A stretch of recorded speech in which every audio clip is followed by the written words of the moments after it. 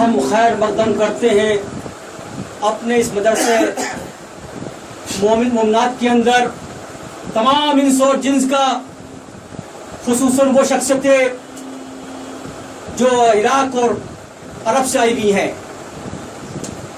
اعوذ باللہ من الشیطان الرجیم، بسم اللہ الرحمن الرحیم۔ شروع کرتا ہوں اس خداوند قدوس کا نام لے کر جو مالک ہے زمین اور آسمان کا، مردوں کا، آسمان و پہاڑوں کا۔ جیسا کہ آپ جانتے ہیں اس مدرسے کے اندر ہر سال ایک موضوع پر بات کی جاتی ہے، تو میں نے سوچا کیوں نہ اب کی بات ایک عام بات پہ کی جائے۔ کہنے میں تو عام ہے لیکن بہت بڑی بات ہے، یعنی کہ دنیا اور آخرت، زندگی اور موت۔ شاید ہم سب موت کو بھولے ہوئے ہیں، دنیا کی زندگی میں اتنے کھو چکے ہیں، اتنے غفلت میں پڑے ہوئے ہیں کہ موت کو سمجھتے بھی کچھ نہیں ہے۔ ہم نے کہا انا الیہ راجعون، اقرار کر چکے ہیں کہ ہم اللہ کی ملکیت ہیں، اللہ کی امانت ہیں، اور فنا ہونے کا اقرار ہے کہ ہم لوٹ کر جائیں گے۔ اس اقرار کے باوجود ہم سب غفلت میں پڑے ہوئے ہیں۔ جبکہ ایک آیت کو دیکھو، سورہ سجدہ کی ترجمہ اس کا دیکھو تو بات سمجھ میں آ جائے گی خدا کیا فرما رہا ہے۔ خدا فرماتا ہے ہم نے تم پر موت کا فرشتہ مقرر کر دیا ہے اور تم سب کو ہمارے پاس پلٹ کر آنا ہے، پھر بھی ہم بھولے ہوئے ہیں۔ ابھی ہمارے مفتی صاحب نے ایک سورہ بقرہ کی ایک استنجا پڑھا ہے، ایک آیت پڑھی ہے 28 سے لے کے 36 تک کے۔ جب اس پر تو ہم غور کریں کہ جس زندگی کے لیے ہم اتنے خوش ہیں، اتنے غفلت میں پڑ چکے ہیں، وہ زندگی اللہ نے عطا کیسے کی ہے؟ تو خدا بھی ہے ہر چیز کا مالک، سب پر قدرت رکھنے والا، پتہ نہیں اس کو کیا سوجھ گئی۔ سوجی ہے کہ انسان کو بنایا جائے، فرشتوں کو حکم دیا جو مٹی لے کر آؤ، تو فرشتے مٹی لے کر کعبہ شریف کی۔ جب مٹی ہٹنے لگی تو مٹی چیخی چلائی کہ مجھے مت لے جاؤ۔ فرشتہ لوٹ آیا، آپ نے دوسرے فرشتے کو بھیجا، جناب عزرائیل کو بھیجا، یہ گئے اور مٹی اٹھائی، مٹی چیختی چلاتی رہی، آپ نے اف نہیں کیا کیونکہ حکم الہی تھا۔ یہ فیصلہ ہو گیا کہ تمام موتوں کا لینے والا ہمارا یہی فرشتہ معقول ہے، جناب عزرائیل۔ اب خدا نے اس مٹی کو لایا، اس مٹی کو گندوایا، اس کا خمیر بنوایا، اور 40 سال تک جب خمیر بن گیا تو کہا اس کا حکم دیا فرشتوں کا پتلا بناؤ آدم کا، اور پتلا آدم تیار ہو گیا۔ جب اس میں کھن کھنانے کی آواز لگی، یعنی ٹھوکنے والی، کھن کھن کرتے ہوئے، تو خدا نے اس میں اپنی روح پھونک دی۔ جب روح پھونکی تو یہ اٹھنے لگے، تو اللہ فرماتے ہیں ابھی رکو، جلد بازی مت کرو۔ پھر خدا نے اس میں غذا ڈال دی، اور غذا کے بعد میں خداوند قدوس نے آدم کی بچی ہوئی مٹی سے، جو بائیں پسلی کی مٹی بچی ہوئی تھی، حکم دیا کہ حوا کو بنا دو۔ سب نے یہ دیکھا آدم کے بنتے ہوئے، لیکن حوا کے بنتے سے دیکھا بھی نہیں ہے، اور نہ ہی اس میں قرآن میں کچھ کی آیت اتری ہے کہ ہم نے حوا کو کیسے پیدا کیا۔ تھوڑی سی نظر ڈالتے کہ خدا نے ایسا یہ کام کیوں کیا، جو سب کچھ دکھا سکتا ہے، وہ حوا گھر میں کیا حرج تھا؟ مقصد یہ تھا کہ عورت چھپانے کی چیز ہے، دکھانے کی چیز نہیں ہے۔ لیکن ہے افسوس، ہم عورتوں کو پہلے دکھایا کرتے ہیں۔ جناب عالم تیار ہو گئے، اب خدا نے اس کے جن سے اس میں مادہ پیدا کیا، اور وہ مادہ جو تھا عورت کے شکم میں ڈال دیا۔ وہ شکم میں پہنچنے کے بعد میں وہ जमा हुआ खून अल्फा बन गया, फिर मजगा लोथड़ा बना और फिर इंसान की पैदाइश हो जाती है।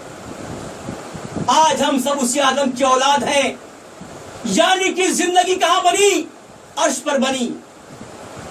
हव्वा को भेज दिया कि जो ये तुम्हारा साथी है, ये तुम्हारी बीवी है और हमने तुम्हारा निकाह इससे करा दिया है। ए आदम, तुम इस जन्नत में जो चाहे खाओ पियो, लेकिन इस पेड़ के पास मत जाना, क्योंकि शैतान तुम्हारा खरा दुश्मन है। ये बात कही थी खुदा ने उस वक्त भी जब तमाम फरिश्तों को बुलाया था और कहा था आदम को सजदा कर लो। लेकिन क्या हुआ? कायनात के सारे फरिश्ते सजदा आदम में झुक गए, लेकिन इब्लीस झुका नहीं। खुदा ने कहा क्या बात है यार इब्लीस, तूने इसको सजदा क्यों नहीं किया आदम को? मेरा हुक्म था। तो इब्लीस फरमाता क्या है कि मैं आपका बना हुआ, ये मिट्टी का बना हुआ है, ये बदबूदार मिट्टी का है, ये सड़ी गली मिट्टी का है और हम आतिश के बने हुए हैं। खुदा ने कहा तेरे अंदर तकब्बुर आ गया है, तू घमंडी हो गया है, जा तू यहां से निकल जा। अब देखिए जंग शुरू हो चुकी है यहां पर। ये इसके पहले खुदा फरमाता है फरिश्तों को कि मैं इस दुनिया का नायाब बनाने वाला हूं। तो खुदा से फरिश्तों ने फरमाया कि तू ऐसे को नायाब बनाएगा, ऐसे इमाम बनाएगा जो खुरेजी करेगी। इसके मतलब जैसे खुदा ने आदम की बात करी, फरिश्तों और आदम के बीच में तख्त पैदा हो चुका था। फरिश्ते चाहते थे कि हमारे में से किसी को नायाब बनाया जाए, लेकिन खुदा तो खुदा है। जिसको उसने पसंद कर लिया, मोहब्बत फरमा ली, उसके आगे कुछ भी नहीं है। मैं ये बात करूं जिंदगी की जिसके लिए आप इतराते बहुत हो और बड़े खुश हो। उसके बाद में जब ये नहीं माना तो खुदा ने इस इब्लीस को फिटकारा हुआ कह दिया, नाबूद कह दिया, और इब्लीस ने अपना हिसाब किताब अल्लाह से ले लिया और आदम से कहा देखो आदम, तुम और तुम्हारी बीवी यहां रहना, लेकिन इस पेड़ के पास मत जाना। लेकिन होता क्या है कि जो नफ्स है ना वो सबसे खतरनाक होती है। इब्लीस ने वादा किया था खुदा से कि देख मैं तेरे चुने हुए को गुमराह करूंगा, मैं एक एक इंच को गुमराह कर दूंगा। तो खुदा ने कहा अगर कोई गुमराह हुआ तो मुझसे नहीं, हम उन सबको जहन्नम में डाल देंगे, उन सबको नरक में डाल देंगे। चुनांचे आप खाते रहे पीते रहे और जनाब इब्लीस साहब आ गए और बोले अरे ये फल मना किया, ये तो बहुत बढ़िया फल है आदम, अगर तुमने इसको खा लिया तो तुम कभी मरोगे नहीं, तुम भी फरिश्ते बन जाओगे। कहा नहीं, अल्लाह ने मना फरमा दिया है, खुदा ने, ईश्वर ने मना फरमाया है मुझे, हम इसके पास नहीं जाएंगे। समझ गए ये बहुत पक्का है। बोले औरतें अक्सर कमजोर हुआ करती हैं, क्यों ना हव्वा से बात की जाए। चुनांचे जनाब हव्वा से बात की कि तुम्हारे तो शौहर मानने वाले हैं नहीं मेरी बातों को, हम तो ऐसे फिटकारे हुए हैं, दुत्कारे हुए हैं। लेकिन मैं बताता हूं खुदा ने आदम को मना किया, तुमको तो मना नहीं किया। जाओ और फल को लाओ खिला दो, तुम अल्लाह के उस फरमान से नाफरमानी नहीं करोगे कि तुमको मना नहीं फरमाया अल्लाह पाक ने। चुनांचे वो जाती हैं, वो फल तोड़ती हैं और जनाब आदम को देती हैं कि भाई तुमको मना था, हमको मना नहीं था। बात तो सही कही थी। ये है जिंदगी, देखो जिस पे इतना इतरार रहेंगे उतना बहुत मस्त हो रहे होगे। चुनांचे आपने खा लिया और जैसे खाया तो आपके सर शर्मगाह खुल गई, यानी जन्नत के जो सर के कर्म से उतर गया आपके। अब आप परेशान हो गए, लगे पत्ते वत्ते बांधने, ये क्या हो गया, हुक्म इलाही आ गया, आदम तुझको मैंने मना किया था। किसके पास बात ये थी, जाना तो बहुत, खाना तो बहुत दूर की बात है, उसके पास जाना भी नहीं। और आदम इस बात को भूल गए। खैर आपने बहुत अल्लाह से तौबा मांगी कि अल्लाह मुझे माफ कर दे, मेरे गुनाह माफ कर दे। अल्लाह माफ करने वाला रहमान रहीम है, उसने माफ फरमा दिया। कहा आदम अब तुमको जन्नत छोड़नी होगी, अब तुमको जन्नत छोड़नी होगी। चुनांचे खुदावंद ने कुद्दूस ने जनाब हव्वा और जनाब आदम को दुनिया में भेज दिया और ये भी कहा ये इब्लीस जो है शैतान तुम्हारा खुला हुआ दुश्मन है, ये तुमको हर जगह गुमराह करेगा। تم میرے جو چند کلامات ہے سمجھ لو. وہ کلامات یہ ہے کہ آدم جب تم میری عبادت کے لیے کھڑا ہونا تو لاہور ولا قوت پڑھ لیا کرنا. اس سے یہ ہوگا جو تمہیں بلائی جو شیطان یہ بھاگ جایا کرے گا. اب رہا ایک جو تمہارے خون میں ملوث سے ملا ہوا ہے, تمہارے خون میں ڈھونڈ رہا ہے, اس کو ختم کرنا تمہارے اختیار میں ہے. وہ تم اپنی پرہیزگاری سے ختم کر سکتے ہو.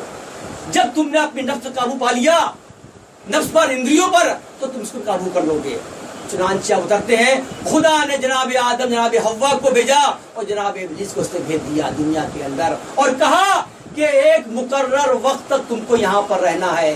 وہی فرشتہ کا تھا کہ ایک فرشتہ جو یہاں پر مقرر ہے تمہارے مقرر وقت تک ٹھہرنے کے لیے, اور پھر تم کو ہم پر لوٹ کر آنا ہے. لیکن روحیں سب بھول گئی اس بات کو. اگر اس بات کو یاد رکھتی تو شاید جو آج ہم غفلت میں ہیں وہ پڑھتے نہیں. تو خدا نے زندگی کو بنا دیا اور دنیا میں اس کو آراستہ کر دیا. وقت گزرا. ایک بار جناب آدم خانے کعبہ گئے تھے حج کرنے کے لیے, تو قابل کو وقت مل گیا, موقع مل گیا. اور موقع یہ تھا کہ ایک بار آدم نے کہا کہ جو حابل ہے وہ تمہارا ولی ہے, وہ تم ہمارا ولی عہد ہے. تو قابل نے کہا میں کیوں نہیں ہو سکتا اللہ باپ, میں کیوں نہیں, حابل ہی کیوں ہے. ٹھیک ہے ایک کام کرو, تم دونوں اپنی نظریں پیش کرو اللہ کے سامنے, جن کی نظر اللہ قبول کر لے گا اس کو مان لیں گے.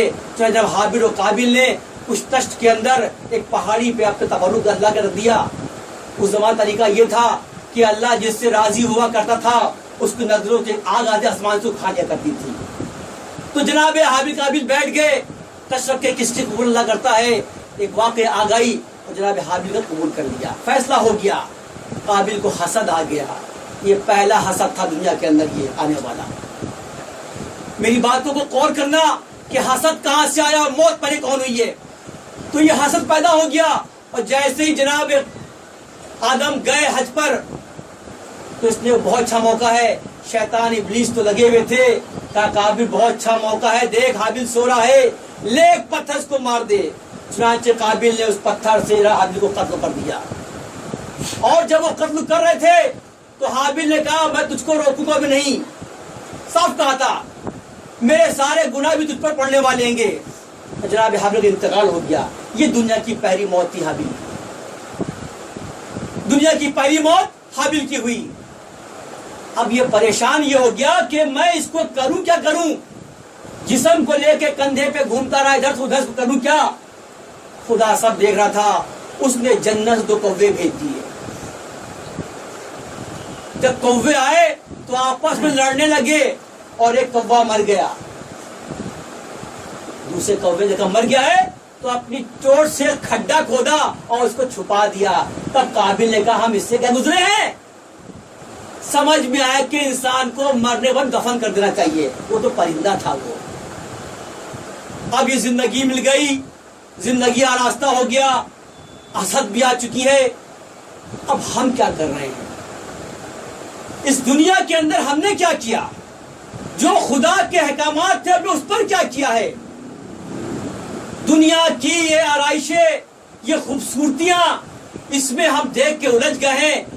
اصل میں اس ہماری مجلس کے اندر ہر قوم کے لوگ موجود ہیں. اس میں مسلمان بھی ہیں, عیسائی بھی ہیں, ہندو بھی ہیں, اور تمام قومیں اس میں آئیں گی. اور ہمیں اچھا لگتا ہے گا کیونکہ ہم بات بھی ایسی کرتے ہیں کہ جو انسان سے جڑی ہوئی باتیں ہوں, جو قرآن سے الگ باتیں نہ ہوں.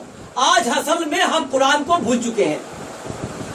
تو جب اللہ تعالیٰ نے یہ قتل ہو گیا اور ابلیس کو بھیج دیا اور بتا دیا کہ انسان کو مرنے کے بعد میں زمین میں گاڑ دینا چاہیے, لیکن قابل دیکھتا یہ تھا کہ ساری طاقت جو آگ کے اندر ہے, آگ بھی ہمارا دیوتا ہے, ہمارا خدا ہے. اس لیے اس قابل نے اس آگ کی پوجا کرنی شروع کر دی. آج ہم سب دیکھتے ہیں ایک فرقہ ایسا ہے جو آگ کو طاقتور مانتا ہے, شکتیمان مانتا ہے. آج اس کے پیچھے پڑا ہوا ہے گا, لیکن زندگی مطلب یہ نہیں تھا. دنیا میں آنے کے بعد مقصد ہے کہ خدا کے جو فرمانات, جو خدا کے جو فرمان ہیں, جو اس کے آدیش ہیں, اس کو ماننا ہمارا کام تھا. لیکن ہم اس کے آدیشوں کو آج نہیں مان رہے ہیں. ہم غفلت میں گمراہ ہو چکے ہیں. خدا چاہتا تھا کہ دنیا کے اندر آنے کے بعد میں انسان ایسا ہو, انسان ایک ایسا پیڑ ہو جس کو اسلام کہا جائے, اور اسلام کو خدا بند قدوس نے اس کی 10 شاخیں نکال دی اور اس کو 5 جڑوں پہ ڈال دیا. یعنی اسلام کی 5 جڑیں ہیں اور 10 شاخیں ہیں, اور جڑیں اتنی مضبوط کہ وہ جو تنا ہل بھی نہ پائیے, شاخیں اتنی خوبصورت جو اس کو دیکھ کے واہ سبحان اللہ بول دے کہ ہاں واقعی زندگی ہو تو ایسی ہو. تو خدا نے اس پیڑ کا نام رکھا اسلام. اسلام یعنی کہ خدا کے آگے, ایشور کے آگے اپنے کو سرنڈر کر دو, جھکا دو اس کو اپنے سامنے. یہ اب اس کی جڑیں کیا تھیں؟ جڑیں تھیں توحید, یعنی خدا ایک ہے, اس کے علاوہ کوئی اس کے برابر کا نہیں ہے. پھر خدا نے کہا عدل, اس کی دوسری تھی کہ حق کی بات ہونا چاہیے. تیسری تھی نبوت, خدا نے پیغمبروں کو بھیجا. چوتھی تھی ولیت اور امامت کہ یہ ہمارے آگے پہنچائیں گے. اور آخری جڑ تھی قیامت. اس میں سے اگر ایک جڑ بھی ہٹ جائے تو وہ پیڑ کھڑا ہو نہیں پائے گا. پھر خدا بندے قدوس نے اس پیڑ کے تنے میں سے 10 شاخیں نکال دی, اور جس کی شاخیں تو خوبصورت ہو وہ اس کو دیکھو, آم کو دیکھو, شریفے کو دیکھو, گلاب کے پیڑ کو دیکھو. ہم بولتے کیا سبحان اللہ, کیا بات ہے. ایسے یہ شجر تھا, یہ پیڑ تھا. یہ اس کی شاخیں کیا تھیں؟ نماز ہے, ایک ہے روزہ, ایک ہے حج, ایک ہے زکات, ایک ہے جہاد, ایک ہے خون, ایک ہے توبہ, ایک ہے برے کام سے منع کرنا, اور ایک ہے اچھے کام پر راغب ہونا. کیا انسان کے اندر یہ پیڑ آ گیا؟ آج یہ ہم دوسری قوموں کی بات کرتے ہیں, ہم اپنے اندر کو دیکھتے نہیں ہیں کہ ہم نے کیا اپنی زندگی ایسے ڈھالی ہے. ہم نے ڈھالی ہی نہیں ہے. حقیقت میں ہم غفلت میں پڑے ہوئے ہیں. دنیا سے میں نے اتنی محبت کر لی ہے کہ عاقبت کو بھول بیٹھے ہیں, آخرت کو بھول بیٹھے ہیں. اللہ کے نبی کیا فرماتے ہیں؟ یہ دنیا کیا ہے؟ یہ دنیا صاف کے مانند ہے جو چھونے پر نرم ہے, بہت نرم ہے, لیکن اس کے اندر زہر حلال بھرا ہوا ہے. اس سے وہی لوگ کھنچتے ہیں, وہی سے محبت کرتے ہیں جو لالچی ہوتے ہیں, جو لالچی ہوتے ہیں, جو چال باز ہوتے ہیں. اور عقل مند اور ایمان والا کبھی اس کی باتوں پر نہیں آتا ہے. یہ اللہ کے رسول فرما دنیا کے بارے میں. اور ایک انسان اصلی وہی ہوتا ہے کہ اللہ کی عظمت کے سامنے دنیا کو حقیر سمجھے اور کمزور سمجھے اور عظمت کو افضل سمجھے. ایک اصلی انسان وہی ہے کہ سمجھے دنیا کیا ہے. دنیا صرف کچھ وقتوں کے لیے ایک آرام گاہ ہے, یعنی ایک ٹرانزٹ کیمپ ہے. آسمان سے اترا, کچھ وقت یہاں رہنا ہے, 60 سال یا 63 سال یا بہت 65 سال. جو آج دنیا کے اندر ایوریج لائف ہے وہ 65 ایئرس کی آس پاس کی ہوتی آتی ہے. تو یہ دنیا کیا ہے؟ صرف ایک وقت ہے, یہاں پر ہے. تم کو اس دنیا میں رہ کر دنیا داری نبھانی ہے اور اپنی جو دنیا ملنے والی آخرت کی اس کی تیاری کرنی ہے. لیکن آج کیا ہو رہا ہے؟ ہم نے اس دنیا کو اپنا سب کچھ سمجھ لیا ہے کہ اس کے آگے کوئی دنیا ہے ہی نہیں. یعنی ہم غفلت میں پورے کے پورے پڑ جائیں گے. پھر اللہ کے نبی یہ فرما رہے ہیں یہ دنیا کے اندر آنے کے بعد میں ہمارے کو اپنے خداوند تعالیٰ کے مطال کے ان تمام احکامات کو رکھنا ہے, اور آخرت جو سب سے بڑی منزل ہے, جو سب جگہ ہے, جو ہمیشہ رہنے والی ہے, اس کے لیے تیاری کرنے, اس میں رہنا ہے. اور وہ انسان جو جنت کی خواہش کرتا ہے وہ خواہشوں کے پیچھے نہیں بھاگتا.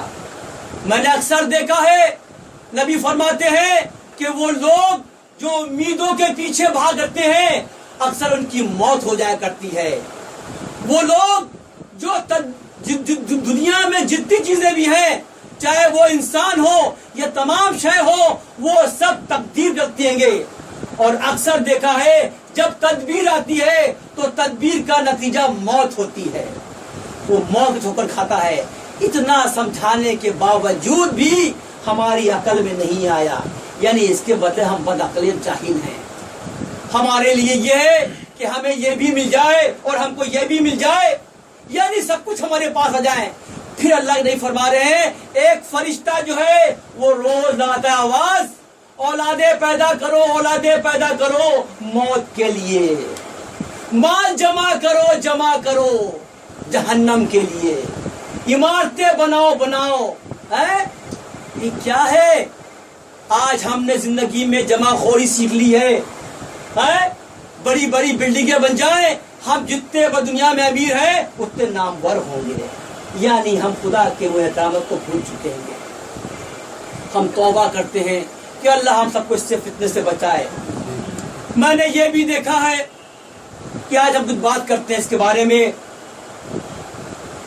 کہ جو دنیا ہے، دنیا کیا ہے، اور بولتے ہیں دنیا جو ہے ایک سب سے گندے جانور یعنی سور کی اتڑی ہے، اور وہ اتڑی ایک ایسے بیمار جس کو کوڑی کر اس کے ہاتھ میں ہے. یہ دنیا ایسی ہے. تم کس کے پیچھے بھاگ رہے ہو؟ اس دنیا سے تمہیں کیا ملنے والا ہے؟ یہ دنیا جو ہے جیسے تم اپنی قبروں میں گئے، ابھی تم 40 قدم گئے تھے، تمہارے اندھیری قبریں، تمہارے بیویاں، تمہارے وارث دار، تمہارے بھائی بھتیجے اور تمہارے مال کو آپس میں بانٹ لیتے ہیں کہ یہ میرا ترکہ ہے، میرا ترکہ ہے. تم نے ان سے چھوڑا تھا. یہ کاش تم نے اگر آخرت کی آج تیاری کی ہوتی، تم پرہیزگار بنے ہوتے تو آج تمہارا یہ انجام نہیں ہوتا. تم نے جو جمع خوری کی تھی وہ کھا رہے ہیں. ایک بار نبی جو گزر رہے تھے قبرستان سے تو آپ فرماتے یہ ہیں اے وحشت جزا، اے کھنڈروں، اے قبرگاہ میں رہنے والوں، تم تیزی سے چلے اور ہم سے پہلے پہنچ گئے موت کو، اور ہم تمہارے پیچھے آ رہے ہیں. ہم نے یہ دیکھا ہے تمہارے مرنے کے بعد میں تمہارے گھر کے ولی بدل گئے ہیں، تمہاری عورتوں نے شادیاں کر لی ہیں، تمہارے بھائی بڑا مال کھا لیا ہے. یہ تو تمہارے گھر کا حال ہے. پھر صحاباؤں سے مخاطب ہے اور کہا کہ اگر ان کو خدا نے اگر ان کو زبان دی ہوتی، حکم دیا ہوتا تو یہ کہتے کہ تقوی اختیار کر لو، مال جمع مت کرنا. اتنی اچھی باتوں کو ہم بھلا بیٹھے ہیں، سمجھتے ہیں یہ حدیث ہے، یہ قرآن چند آیتیں ہیں، ارے اسی میں سب کچھ چھپا ہوا ہے گا. تو یہ موت ایسی چیز ہے، دنیا سے محبت کرنا ہی سب سے بڑی بیوقوفی ہے. میں کہتا ہوں دنیا کے بارے میں، اے دنیا تو جا زندگی سے میری، تو مجھے کیوں جلاتی ہے، تو مجھے رجھاتی ہے، تیری کیا اوقات ہے میرے سامنے؟ ارے تیری تقدیر بھی چھوٹی ہے،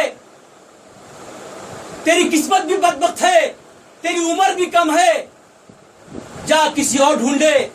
ہم تجھ کو چھوڑ چکے ہیں، تجھ کو ایک بار نہیں، ہم تجھ کو 3 بار طلاق کہہ چکے ہیں.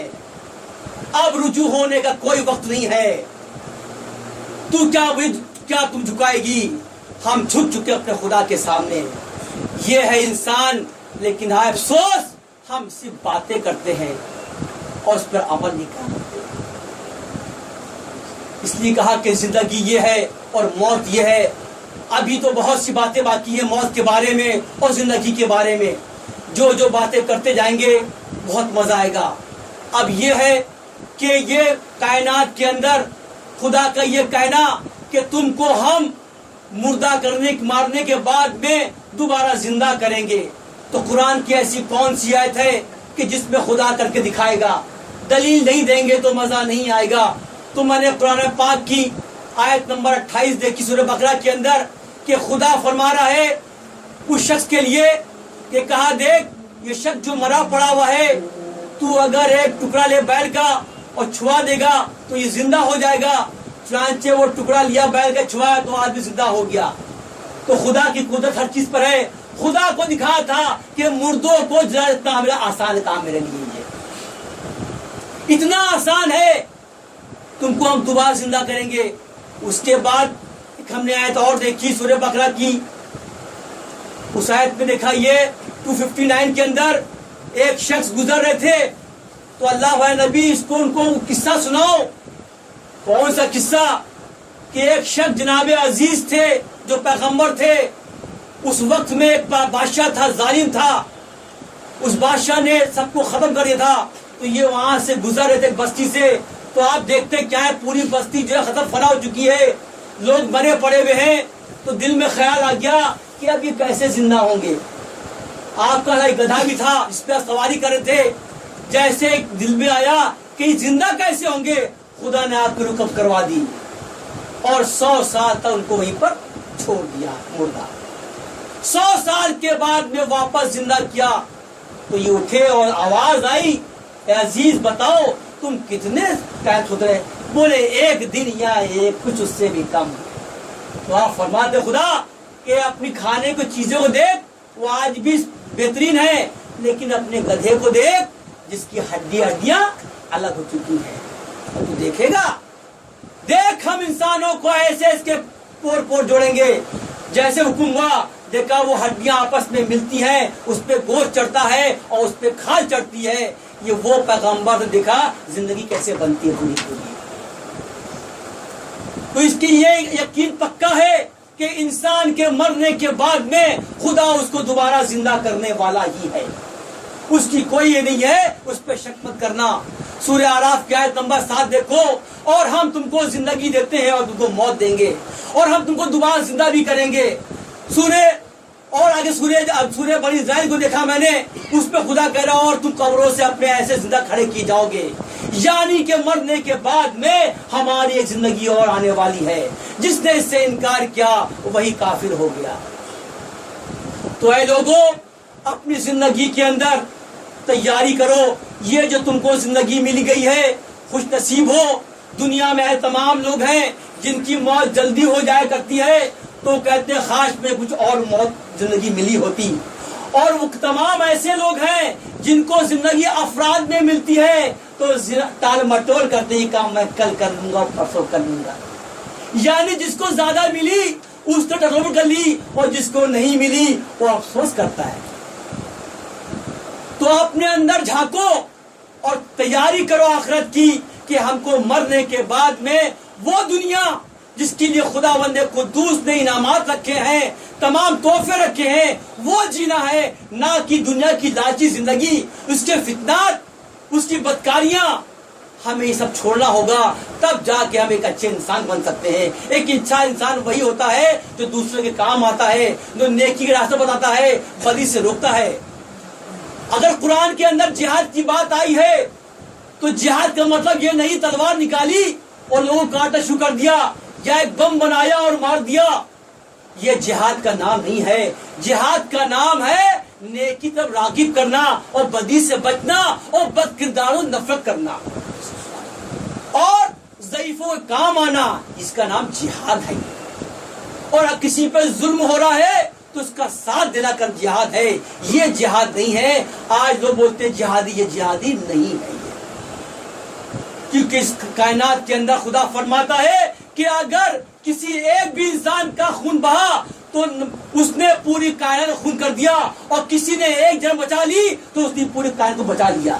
تو اسلام اس کا نام ہے. اسلام کسی کو مارنے کا نام نہیں ہے، اسلام امن کا نام ہے. تو ہم سب اکٹھا ہیں یہاں پر. ہم بہت سی باتیں کریں گے. زندگی اور موت تو ابھی شروع ہوئی ہے. زندگی کی باتیں بتایا، موت بتائی. اب مجھے دیکھنا یہ ہے کہ کیا کوئی ایسا مجاہد ہے کیا موت ڈرتا ہے. میں یہ نہیں کہتا ہوں کہ موت کا خوف نہیں. موت کا خوف ہونا چاہیے. اگر موت کا خوف ہے تو ہم گناہ نہیں کرنے والے. جس دن ہمارے اندر سے موت کا خوف ہٹ جاتا ہے ہم گناہ میں ملوث ہو جاتے ہیں. ہم جس لیے بیٹھے ہیں ہم ان کو دیکھیں، ان کربلا والوں کو دیکھیں. ان کے سامنے زندگی کیا تھی، ان کے سامنے موت کا مطلب کیا تھا. تو جب تک اس واقعے کو ہم پیش نہیں کریں گے ہماری باتیں ادھوری رہ جائیں گی.